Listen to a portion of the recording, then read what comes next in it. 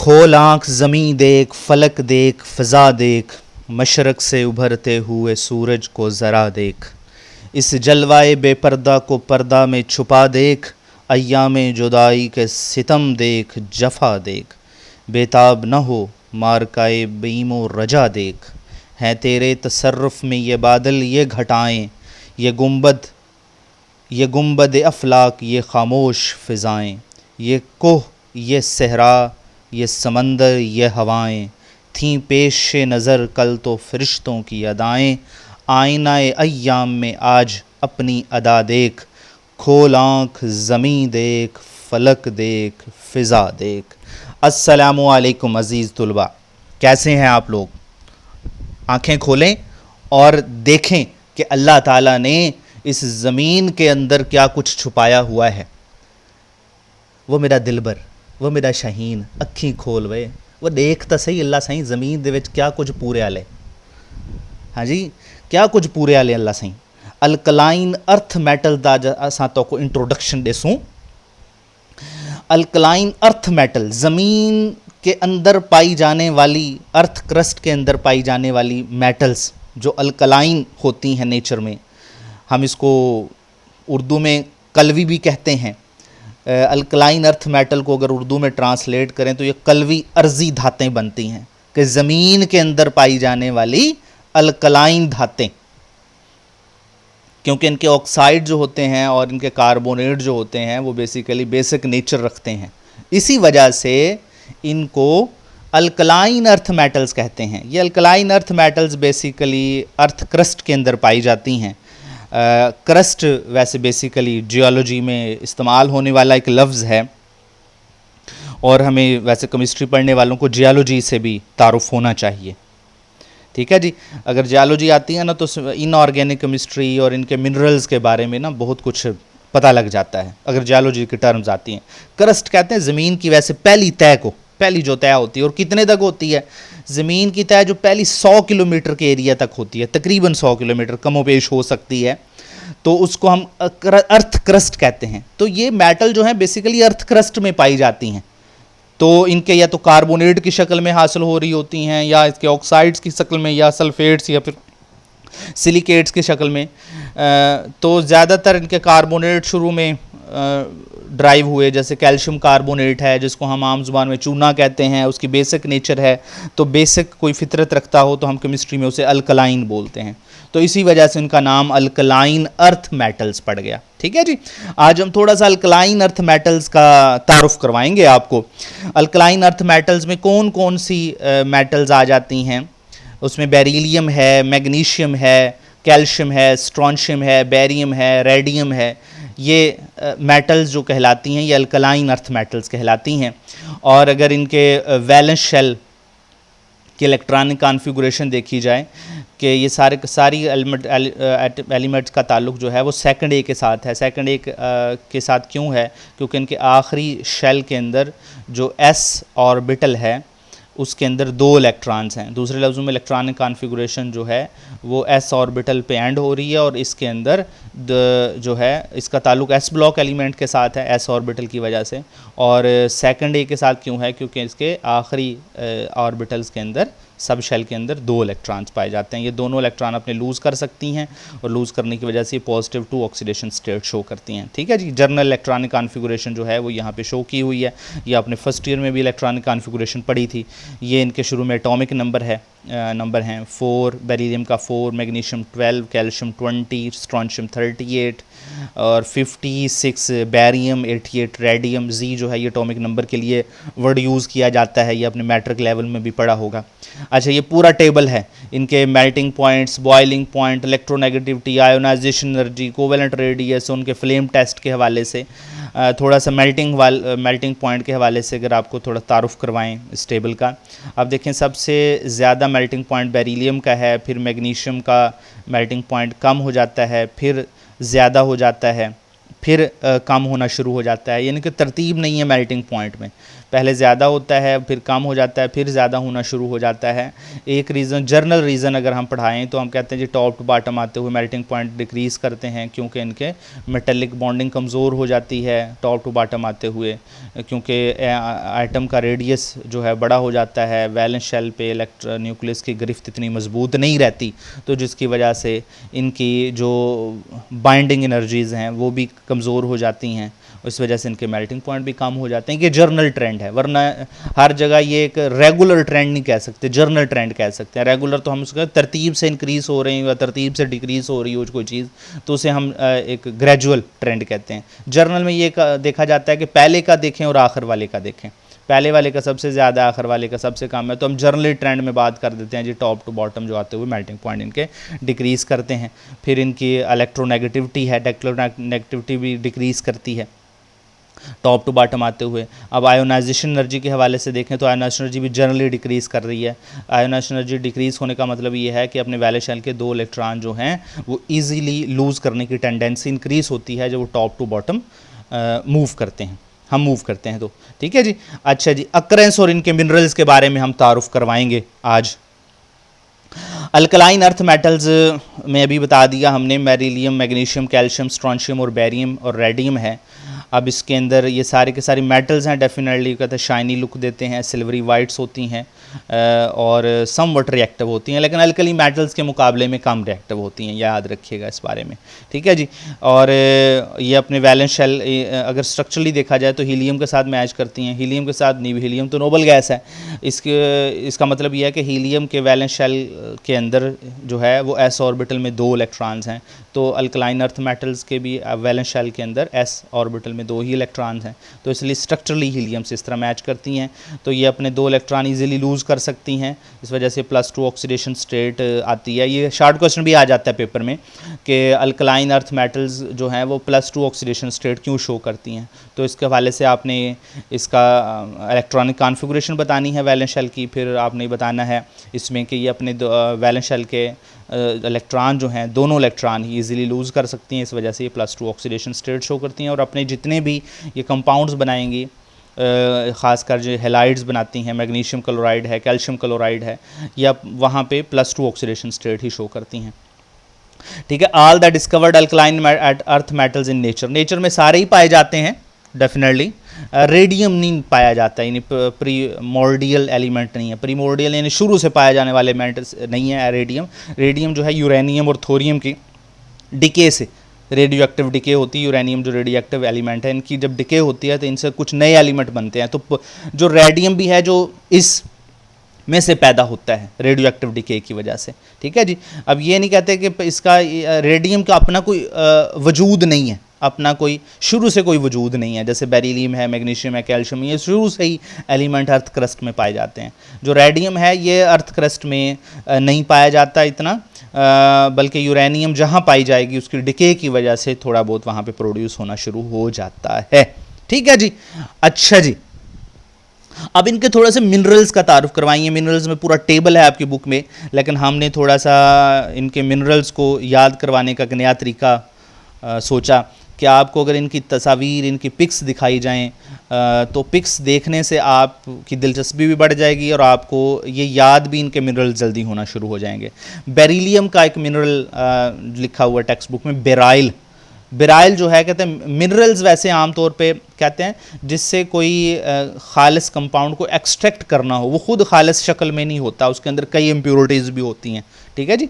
बेराइल जो है उसका फार्मूला, केमिकल फार्मूला है बेरिलियम एल्यूमिनियम साइक्लोसिलिकेट्स। तो इसका मतलब ये नहीं है कि इसके अंदर सारा का सारा यही होगा, बेरिलियम एल्यूमिनियम साइक्लोसिलिकेट्स, इसके अंदर और इम्प्योरिटीज़ भी हो सकती हैं, फिर इस कंपाउंड को उससे एक्सट्रैक्ट किया जाता है और ख़ुद कुछ इम्प्योरिटीज़ की वजह से उनके कलर चेंज हो सकते हैं।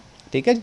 अच्छा जी, कहता है जी ये जो बेराइल है बेरिलियम का मिनरल्स, ये बतलीमूस, सिकंदरिया के दौर में एक बतलीमूस होता था, हैयदान था इजिप्ट के अंदर, तो उस वक्त से यानी सिकंदरिया के वक्त से तकरीबन ये 300 BC से ज़्यादा का अरसा बनता है कबल मसीह 330 कबल मसीह से पहले का अरसा जो बनता है, इसको हम बतलीमूस किंगडम कहते हैं। उस वक्त से कहते हैं ये इस्तेमाल कर रहे हैं इसको, क्योंकि उस वक्त उनको पता तो नहीं था लेकिन यूज़ तो करते थे वो इस चीज़ को।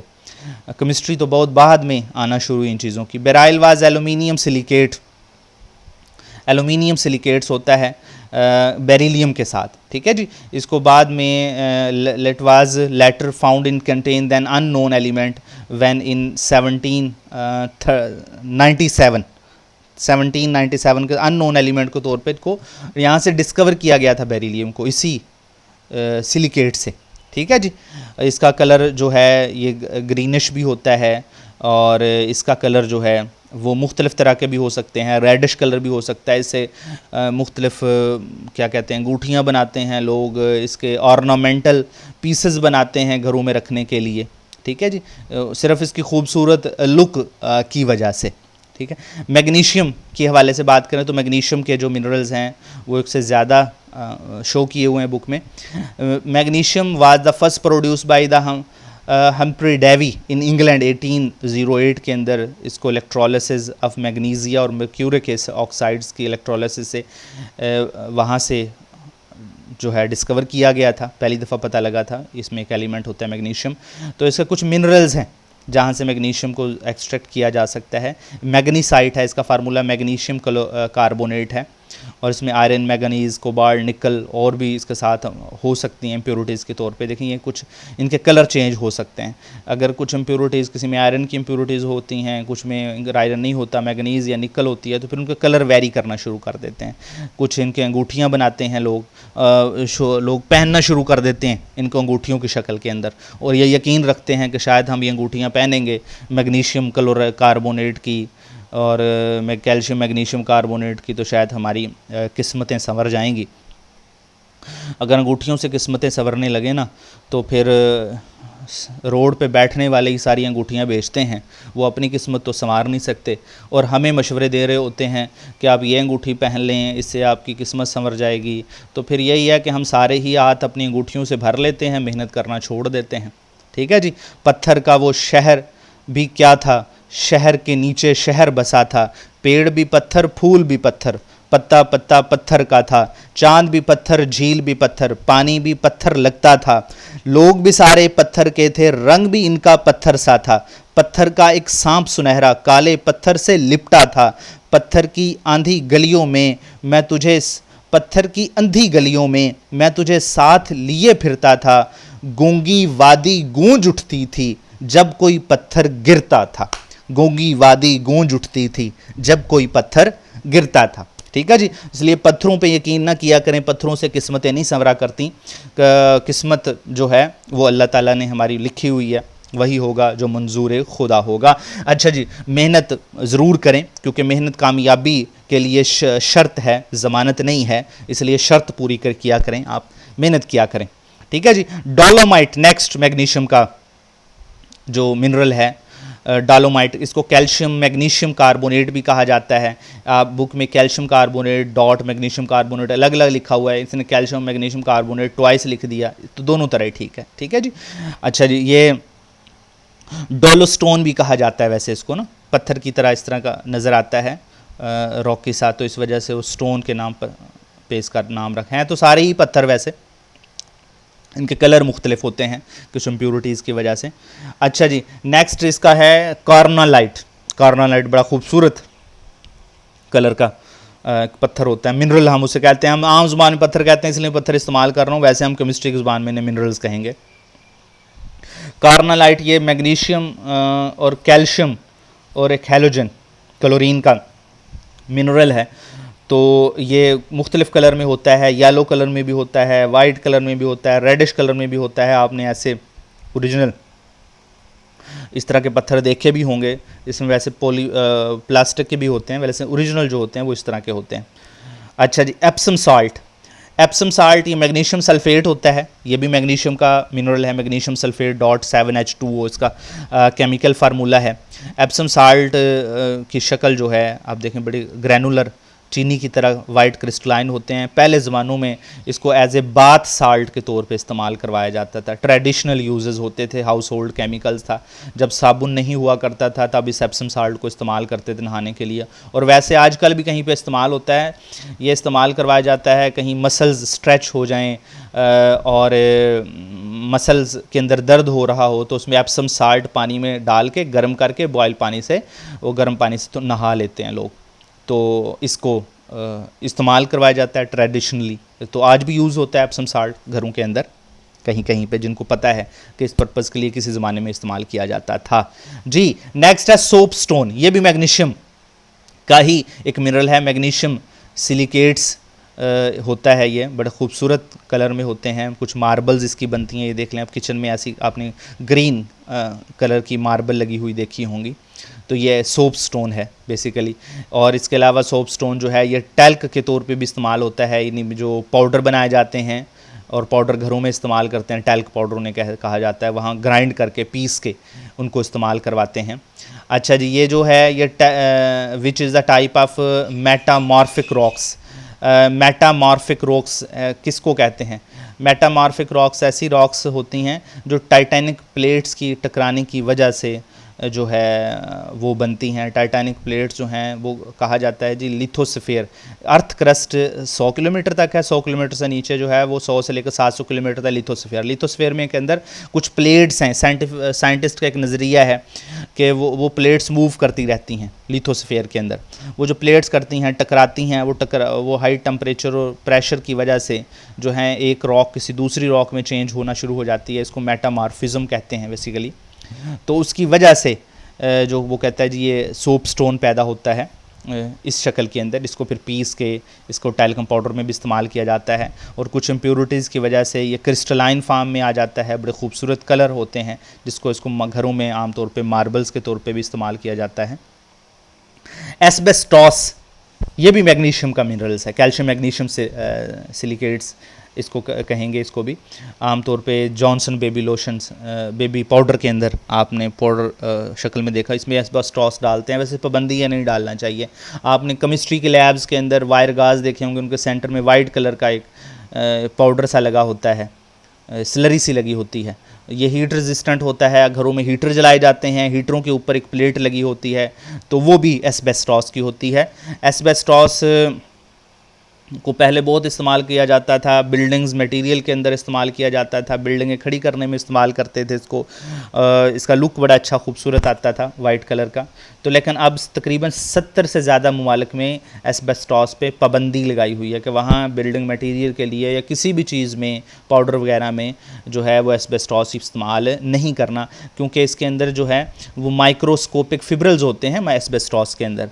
वो जब एब्रेशन की जाती है, इनको अगर एस्बेस्टॉस को रगड़ा जाए या इसका पाउडर बनाया जाए तो हवा के अंदर इसके वो माइक्रोस्कोपिक फिब्रल्स फैल जाते हैं। वो फिर इनहेल होते हैं, लंग्स के अंदर जाते हैं, लंग्स के अंदर वो सांस बंद होना शुरू हो जाता है, ऐसे फील होता है। एस्बेस्टोसिस मेडिकल टर्म में कहते हैं अगर वो एस्बेस्टॉस की वजह से हो, और कैंसर इसकी वजह से पैदा होता है।